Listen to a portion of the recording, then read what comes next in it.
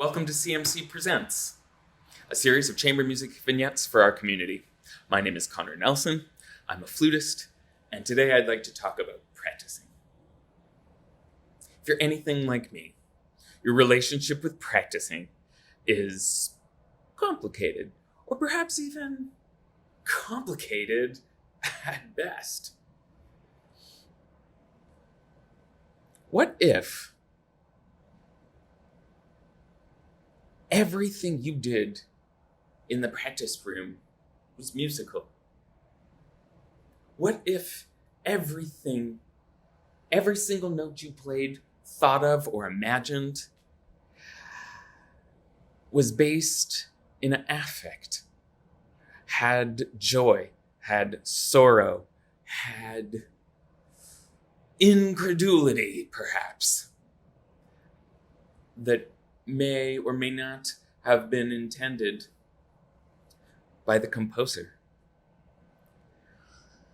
A great oboist wrote in her book, Oboe Secrets, all about practicing slowly and musically. Right now, we're practitioners. Most of us, far more than we are performers. And that hasn't changed, really. 95, 96, 97% of the notes that I played, even pre-pandemic, were practice room related, not performance-based, in the traditional sense. Yet, when I'm in the practice room, everything I do has a love, has a zest, has a meaning, has a purpose. And I'd love to share a little bit about how I get there. And one of the biggest epiphanies I had a while back was our pedagogy as instrumentalists, and what percentage of our pedagogy is based on, and needfully so, ways to assemble a score, to learn notes, to learn rhythms, to learn how to play our instruments themselves, versus how to play musically, how to play stylistically informed. I'd say a lot of the time, 85, 90, 95, 98% of our pedagogy is based on tools for pragmatic and practical purposes. So how could we possibly expect our students and ourselves to then go into the practice room and have everything be musical? How much easier is it to teach those practical things, those practical elements, than it is to teach music, how to teach art, how to teach style? So much easier. How much easier is it to understand, to digest, and feel gratification for those practical things? So much easier. So I'd love to give you a couple kernels, assuming that we all have great ways of assembling a score, a couple kernels of things to take into your practice room. Some, perhaps, so that I can show you a little bit about my world for you. As, can musicality be taught, you might ask? Absolutely.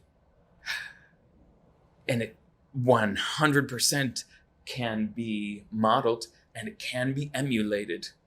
So I'd love to give you a little bit of a window into my thoughts on this matter. The great harpsichordist Wanda Ladowska said, "I never practice, I always perform." And I thought, how beguiling is that?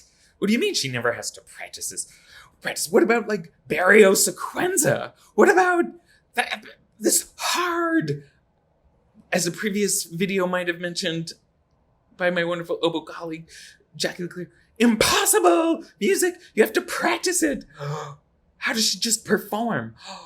Oh, all of her practicing is a performance, whether it be slowly, as in Oboe Secrets of Jacqueline Leclerc, practice slowly and musically, she says.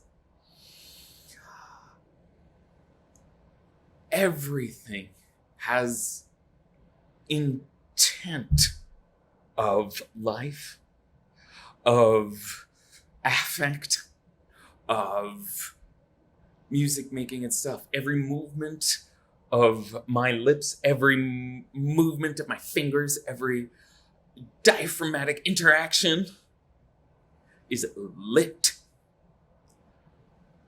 with music at every single step of the way.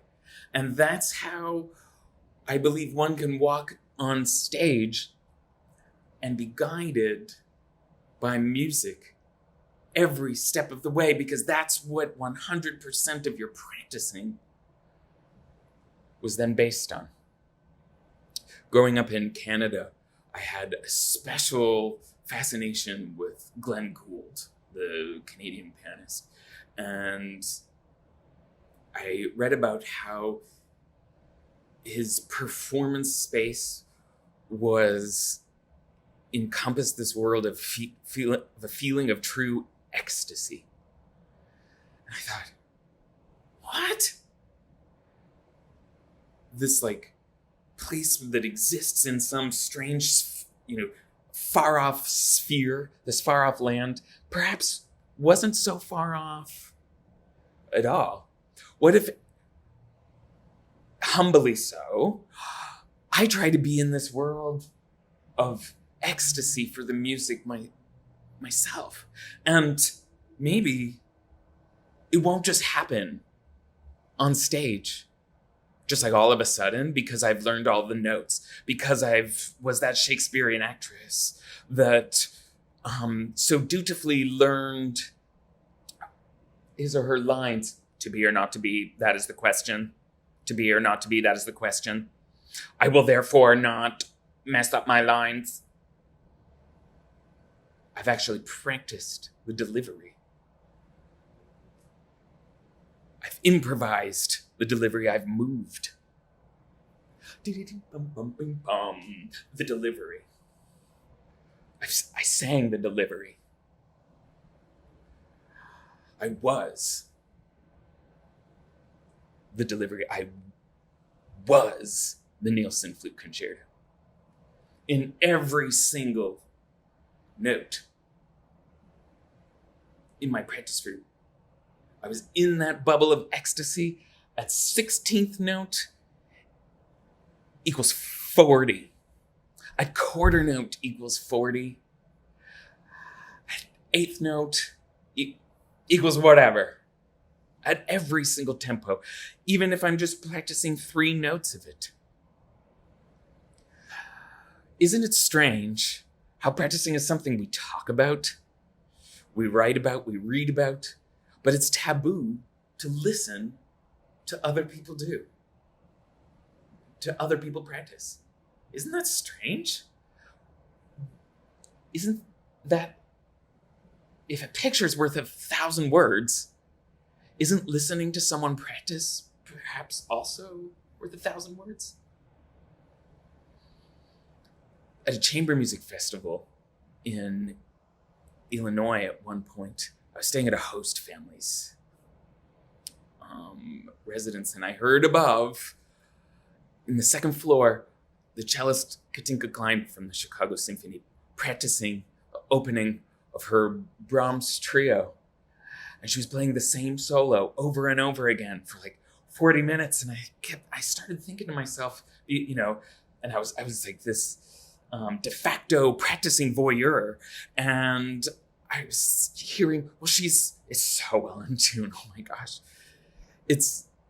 She's not learning the rhythms up there, but she's not learning the notes. She's got all this She's practicing the music. She's practicing the phrasing. She's improvising. It's a little bit different every time. She's practicing the music. She's having a great time up there. And I thought, well, if she needs to practice that one phrase 40 times for the music, for the love of it, for the joy, maybe I do also.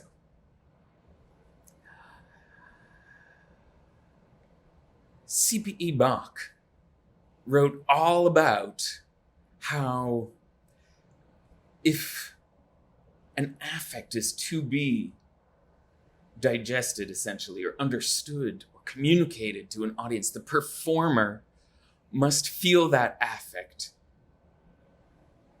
themselves. We've known this for hundreds of years.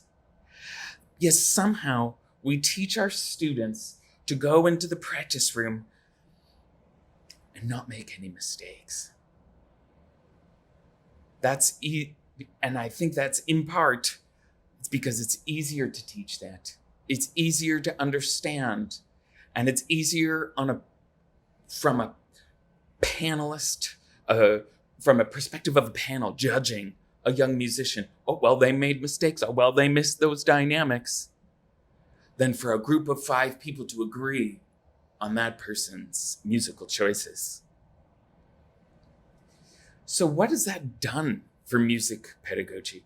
What can we use this time as practitioners to perhaps get into the heart of music making, the heart of joy, that world where we can truly give to our audience members when we're back performing in person again? How can we enliven the space of our practice room to come back to what will need surely be a world hungry for that connection, that we can be there, that we have taken care of our musical health, that we've had a great time doing it? What does your practice room feel like? It's a really important question. I'd love for you to sit with that. And I want, even if you just get 3 steps in the sand away from where you were before, into feeling that piece of music surge through your veins at any tempo. Practicing with an improvisational zest, practicing with a love for music that makes our world worth a lifetime. Practicing is worth that investment. And how can you protect that investment in a landscape with so few goals? Redirect. Find that love. Because we'll be back. We will be back with the Chamber Music Conference, and I can't wait. We'll be back with everything. Thank you for watching. You can find more information at cmceast.org, our website. Happy music making.